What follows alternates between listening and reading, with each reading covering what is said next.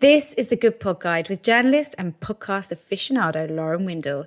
Today I'm joined by fellow podcaster and my mate, Nat Barker.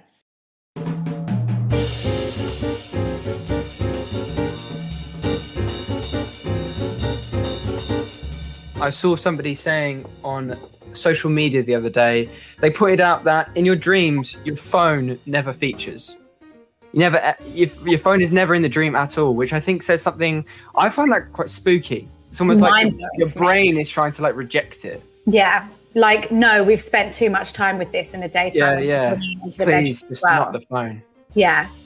That's so true. I can't picture a time when I've been on my phone in my dreams. And I have really vivid dreams that I always remember and always share with everyone. I mean, I guess quite often in a dream, it's like you need to do something that you can't quite do for you need to tell someone something and you can't. It's like a race against time.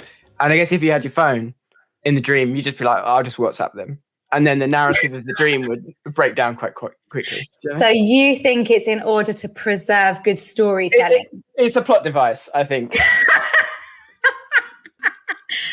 Okay, fair enough.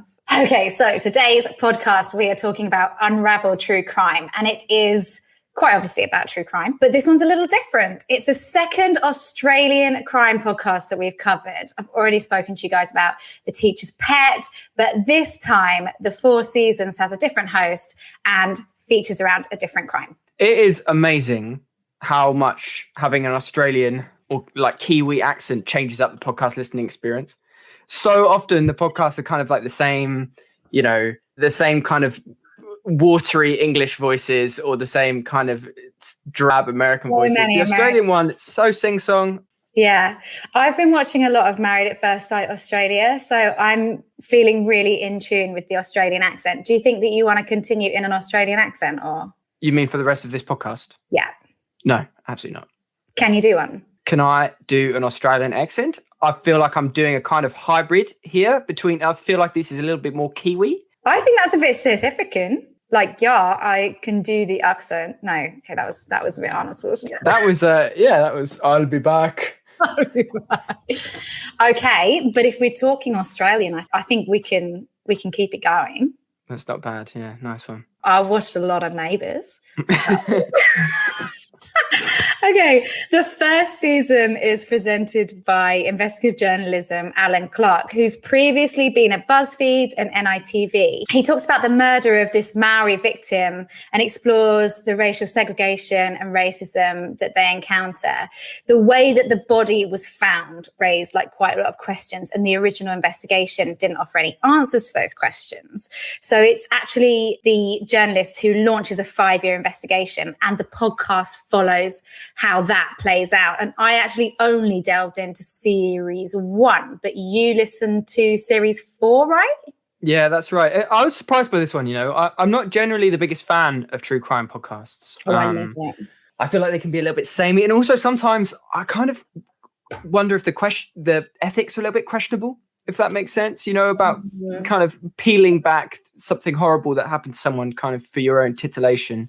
But honestly, I kind of got accidentally hooked on this one. I've listened to most of the 4 series. I'm planning to go back and listen to the previous ones as well. And I think about series 4, certainly, I'm not sure if it's the case for the other series, but the journalist and host is talking about something that happened to his own brother. He's talking about something that happened to his own family, which feels a lot less intrusive, and it kind of takes away that thing of I don't know, is this okay? Well, no, but it's kind of he's as in it's happened to them. So it's they felt it and it's up to them, rather than, I know, because you guys have probably talked about Serial before, which is obviously an amazing podcast, which I would recommend to anyone. But people have sort of said, how fair is it on the family of the victim and that sort of thing. Yeah. Which you can't level that this. Yeah, same for S-Town. I read quite a lot about S-Town, which was looking at one specific guy who clearly was working through a lot. And it's such an in-depth look at his life that a lot of people were like, actually, how helpful is this for his mental health? Even if it is entertaining. But I mean, you could ask that about virtually all reality TV or anything that sort of centers around someone's true experiences, can't you? Yeah, that's true. But I guess when it's something that's the most serious thing that can happen, somebody gets murdered or somebody's a victim of serious crime, then, sometimes it can feel a little bit, insensitive. But that wasn't the case with this one. Certainly not series 4. Okay, well, actually series 1 did have a personal connection in that the journalist was Maori as well, but they weren't related. They didn't know the person personally, but he could relate to the experiences of that person because he'd experienced some of the same racial challenges and blah, blah, blah. So I thought that was good, but it's not the same connection, obviously. Each episode is 20 to 30 minutes and there's 7 parts in each series.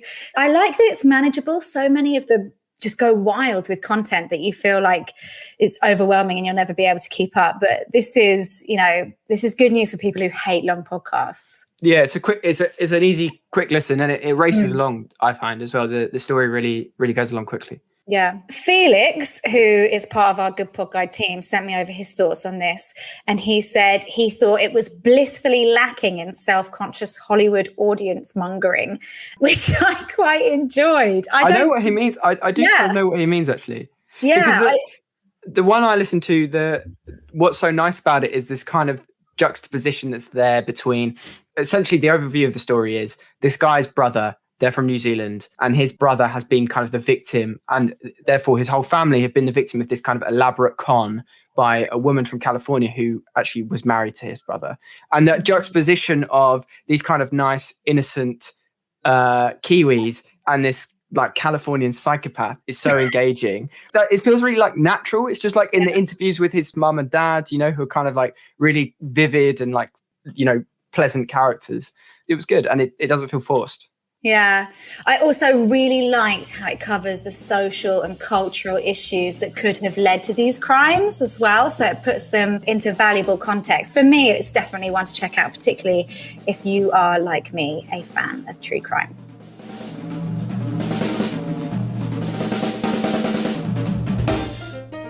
In the next episode, I'm joined by my mate Nat, who makes no attempt to hide his disgust at the concept of the podcast Trashy Divorces. You can get more info on the show online at www.goodpodguide.com and follow us at Good Pod Guide on Instagram and Twitter.